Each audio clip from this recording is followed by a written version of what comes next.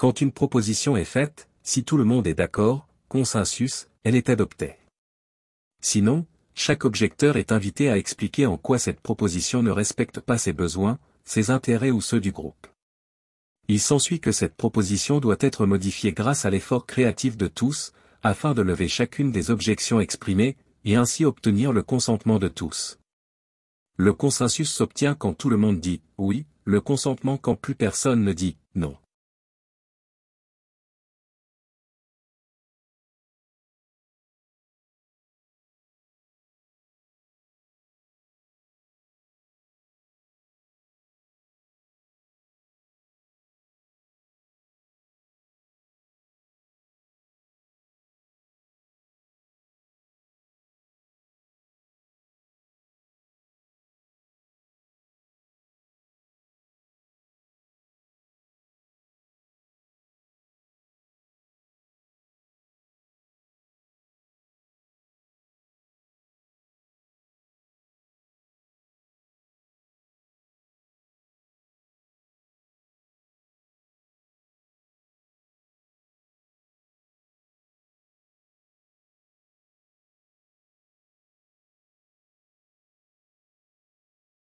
L'intention de l'étape, écoute du centre, dans la phase de préparation de la proposition, est de permettre au « nous », et donc à ces « je », de se positionner sur le sujet de décision qui est à traiter, pour nourrir la proposition qui sera ensuite soumise au consentement.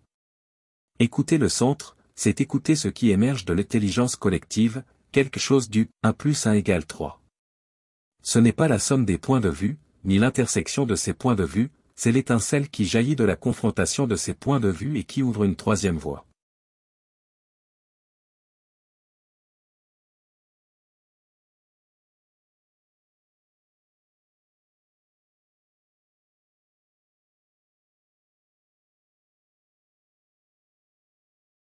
Dans cette phase de divergence et de complexification de la problématique, il s'agit d'explorer le sujet posé au centre, de sonder sa profondeur, de voir ses implications et ses enjeux, pourquoi prendre cette décision ici et maintenant est nécessaire, ces questions sous-jacentes, d'imaginer différents chemins possibles, de faire des liens entre ce sujet et d'autres, bref, avant de se positionner, voir ce qui est à côté, en dessous ou au-dessus de la question.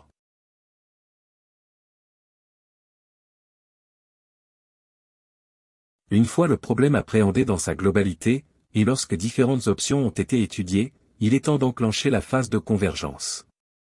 C'est-à-dire parmi tous les possibles, inviter chaque membre du cercle à se positionner, une personne va commencer à dire son choix, puis une autre.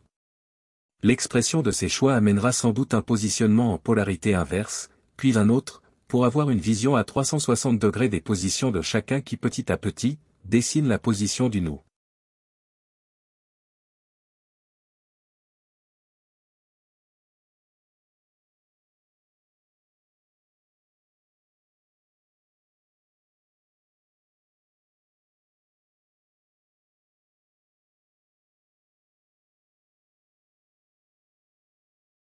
L'écoute du centre s'arrête lorsque l'élaboration de la proposition commence. Cela se produit soit parce que le groupe a déjà bien convergé, que la réflexion est mûre, c'est-à-dire qu'une proposition assez claire commence à émerger. Mais il peut arriver que l'on enclenche cette étape justement quand le groupe n'arrive pas à converger ou à se positionner, que les tours de parole se succèdent sans qu'il y ait de choses claires qui émergent au centre. Par exemple parce que les polarités seraient trop fortes ou bien que les différentes options seraient équivalentes. Passer à l'étape de proposition peut être alors une façon d'enclencher cette phase de convergence. Ce choix de passer à la deuxième étape est celui du facilitateur, à l'écoute de son intuition et en conscience du temps restant pour décider. L'animateur demande au groupe si quelqu'un peut formuler une proposition claire et simple à comprendre par tout le groupe. Le secrétaire note mot à mot ce que la personne propose à la décision du groupe. À cette étape nous ne prenons qu'une proposition et une seule, cette proposition n'a pas à être parfaite, car elle sera retravaillée au travers du processus de décision. Nous ne cherchons pas la meilleure proposition, mais une proposition comme point de départ de la suite.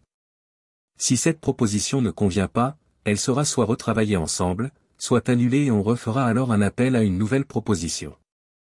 Au niveau processus de désignation, tout est possible, par exemple en prenant le ou les premiers qui lèvent la main, ou en tirant au sort parmi ceux qui se portent volontaires. Pour des sujets sensibles, ce choix peut être fait par élection sans candidat ou autre mode d'élection.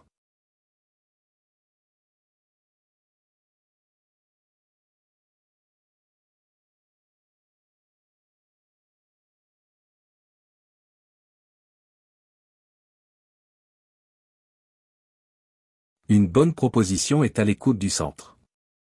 C'est-à-dire qu'elle est directement nourrie des échanges de la phase précédente. Il peut y avoir des éléments nouveaux dans la mesure où ils viennent bien en réponse aux questions ou dilemmes révélés précédemment. Elle propose un vrai choix. C'est-à-dire que si le groupe était divisé entre plusieurs options, ou si certaines questions restaient non résolues, la proposition amène un choix clair, sur lequel chacun va pouvoir se positionner. Elle est simple et concrète. C'est-à-dire qu'elle va à l'essentiel, là où nous avons besoin de décider et pas plus. Elle ne cherche pas à couvrir tous les cas de figure, ou à décrire la vision du monde du porteur de la proposition.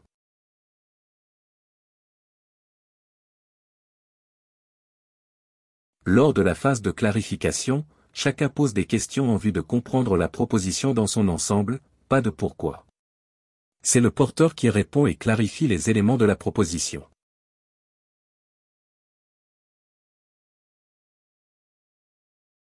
Lors de la phase de ressenti, chacun doit se poser la question, en quoi la proposition vient satisfaire mes besoins, ou ceux du groupe.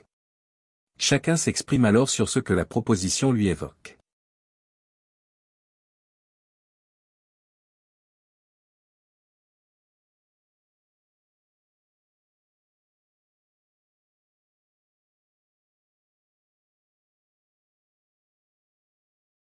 Lors de la phase d'amendement, le proposeur est invité, sur la base de ce qu'il a entendu, à éventuellement reclarifier la proposition.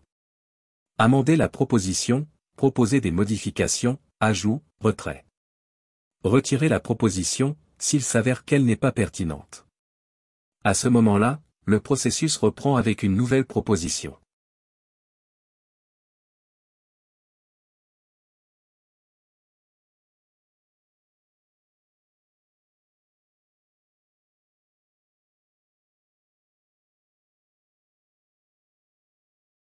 Lors de la phase des objections, si la proposition est maintenue, l'animateur fait un tour pour savoir si les membres du groupe ont des objections, oui ou non. S'il n'y a que des non, la proposition est adoptée. Allez directement en célébration. S'il y a des objections, elles sont écoutées et traitées une à une. Les objections ne sont pas des préférences, des avis, d'autres propositions ou la formulation de la solution à mon objection. C'est ce que je considère être des limites pour moi. Notez les objections au tableau avec le prénom de celui qui les porte. Émettre une objection, c'est s'en défaire comme quelque chose de personnel, pour en faire la richesse du groupe, comme un véritable cadeau qui va lui permettre d'aller plus loin, en explorant des parties de la proposition encore inexplorées.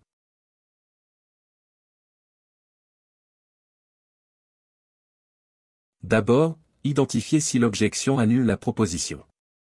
Si c'est le cas, demandez une nouvelle proposition. Sinon, l'objecteur se pose les questions. Quels sont les arguments? Ne serait-ce pas une préférence? Qu'est-ce qui va m'empêcher d'être efficace et actif dans la mise en place de la proposition? Si on adopte la proposition, est-ce que ça va faire du tort au groupe? Puis-je vivre avec cette proposition?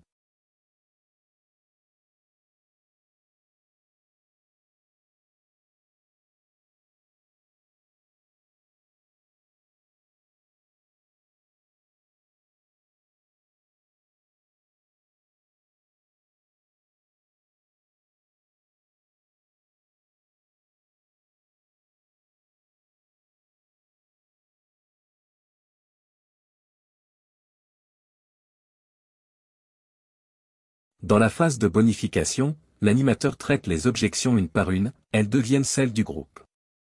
La discussion est libre, chacun peut apporter des solutions dans le but de lever l'objection traitée. Si une solution lève l'objection, l'objecteur doit en informer le groupe. Après un tour de levée d'objection, s'assurer que de nouvelles objections ne sont pas apparues. Lorsqu'il n'y a plus d'objection, il y a consentement mutuel. La proposition est adoptée et devient décision.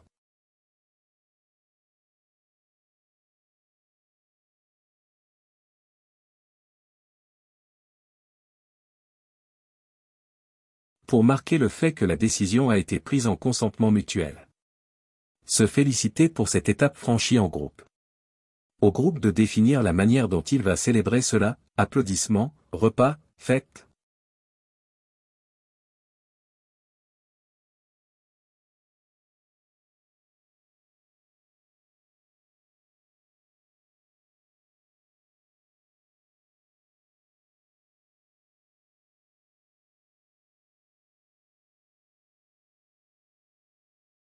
La finalité de ce processus de prise de décision au consentement est l'émergence de l'intelligence collective.